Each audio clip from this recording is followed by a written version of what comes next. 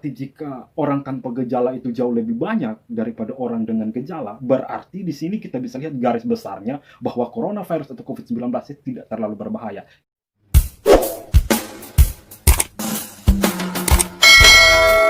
Gabung lagi kembali di channel AMJ Creator. Hari ini saya ingin bahas tentang beberapa hal yang ada di Indonesia yang mengenai tentang COVID-19 atau coronavirus.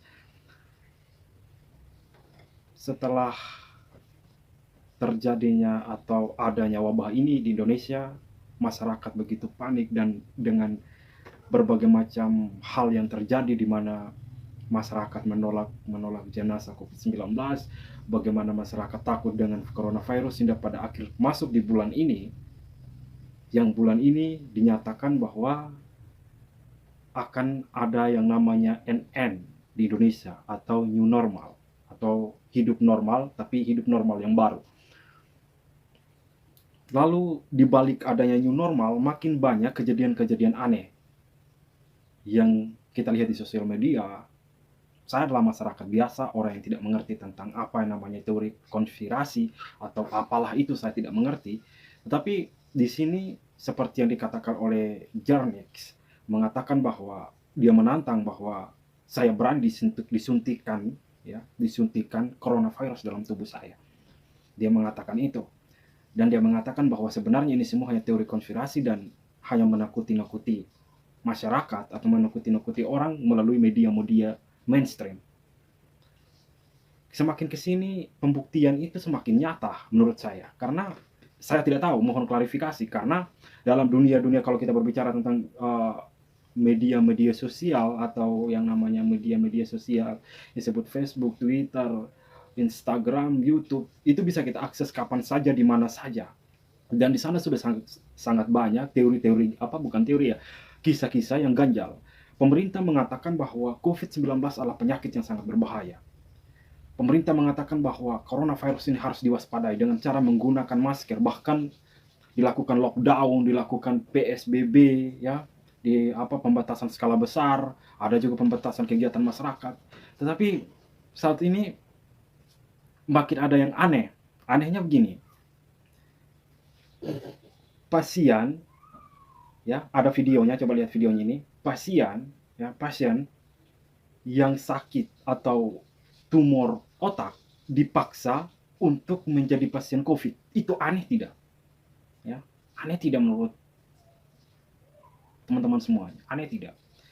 Rumah sakit itu kok bisa pasien mempunyai diagnosa lain tetapi dipaksa untuk menjadi pasien COVID? Itu maksudnya apa? Ini settingan? Apa benaran? Saya kurang paham, mohon klarifikasinya. Dan saya juga beberapa waktu yang lalu, saya sempat nonton video seorang dokter, bahkan dia bukan seorang dokter, malahan dia seorang direktur di sebuah rumah sakit. Dia menyatakan bahwa coronavirus itu penyakit tidak berbahaya, bahkan tidak sama sekali berbahaya. Malahan lebih berbahaya tuberkulosis atau TBC ketimbang dengan coronavirus. Ya, dalam tanda kutip dia berkata memang coronavirus itu penularannya cepat. Tapi sebenarnya penyakit ini tidak mematikan. Bahkan dalam perkataannya dia, saya menyaksikan videonya di YouTube itu, dia bilang seperti ini. Oh, nanti saya akan cantumkan saya akan cantumkan link YouTube seorang dokter ini yang mengatakan demikian. Bahkan dia mengatakan seperti ini.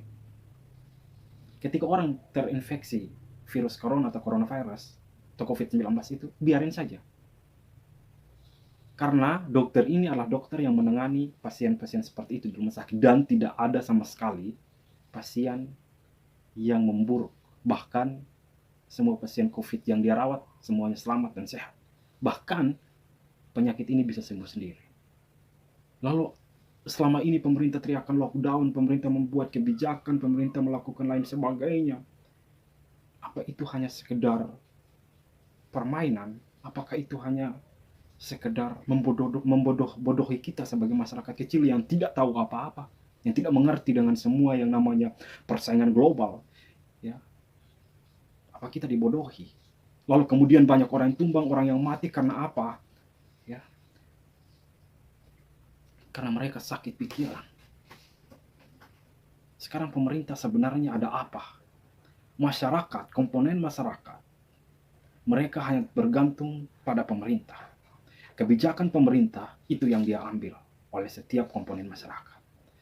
Komponen masyarakat berkata bahwa pemerintah adalah orang tua, mereka yang patut ikuti setiap apa yang menjadi perintah. Tapi kalau sudah seperti ini, apakah masyarakat masih pantas, masih wajar-wajar kita ikuti semua permainan itu? Ya, kalau misalkan ini sebuah permainan. Tetapi jika tidak, semoga pemerintah Indonesia dapat melakukan kebijakan yang luar biasa untuk cepat memutus mata rantai COVID-19 ini. Tetapi jika ini hanya sebuah permainan, wow, ini permainan yang sangat luar biasa. Dan berapa keuntungan negara? Berapa kerugian negara jika memang itu rugi? Ya. Saya berbicara tentang dokter yang tadi mengatakan bahwa COVID-19 itu bisa sembuh sendiri. Dan yang anehnya seperti ini. Sekarang berita-berita media menyatakan bahwa ternyata saat ini yang paling banyak yaitu orang tanpa gejala tapi terinfeksi. Coba berpikir. Orang tanpa gejala itu lebih banyak ketimbang orang yang dengan gejala. Dan mereka saat ini pemerintah memburu orang yang tanpa gejala untuk memutus mata rantai. Berarti jika orang tanpa gejala itu jauh lebih banyak daripada orang dengan gejala, berarti di sini kita bisa lihat garis besarnya bahwa coronavirus atau COVID-19 itu tidak terlalu berbahaya. Itu menurut pendapat saya ya. Saya tidak mengerti apa itu teori dari WHO dan lain sebagainya selepas dari itu, tapi menurut saya, jika saya salah, mohon klarifikasi. Karena kalau berita menyatakan bahwa saat ini ya OTG atau orang tanpa gejala itu lebih banyak daripada orang dengan gejala, otomatisnya banyak dong orang terpapar dengan COVID-19, tetapi tidak mengeluarkan reaksi apa-apa. Karena apa?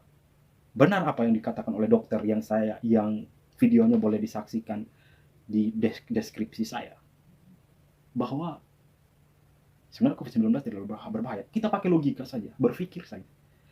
Jika orang tanpa gejala jauh lebih banyak, berarti itu tandanya bahwa COVID-19 ini tidak berbahaya. Karena kalau orang yang dengan gejala jauh lebih besar populasinya daripada orang yang tanpa gejala, itu berarti kita harus berpikir 2 kali lagi bahwa benar COVID ini sangat berbahaya. Kita kembali membenah. Jika kita terus berada di era seperti ini, sampai kapan kita disebut sebagai negara yang sukses? Kalau kita hanya menjadikan sebuah negara sebagai permainan global, apa bedanya judi? Apa bedanya judi online dengan permainan global sebuah negara?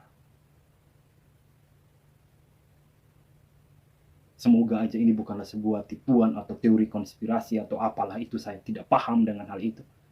Tapi saya berharap, ya, coba aja lihat video di belakang saya. Kalian kubur. Seperti apa? Angka sudah habis ya semua. Orang teriak-teriak di rumah sakit bahwa mereka bilang bahwa istrinya divonis COVID-19 padahal bukan COVID. Bahkan ada yang sampai demo di sebuah rumah sakit karena sebuah rumah sakit mengklaim penyakit lain tapi disebut dengan COVID. Sampai kapan? Lalu selama ini pemerintah menyatakan bahwa kita tidak boleh percaya hoax, kita harus fokus kepada apa yang disampaikan pemerintah. Sekarang teorinya bagaimana saat ini? Saat ini saya tidak menyalahkan pemerintah, saya tidak menyalahkan siapa-siapa, tapi saya berharap ada klarifikasi. Siapa yang salah sebenarnya? Apakah teori pemerintah yang hoax atau memang hoax yang benar-benar hoax? Butuh klarifikasi. Terima kasih, salam sukses dan tetap semangat melawan apa yang terjadi saat ini. Mungkin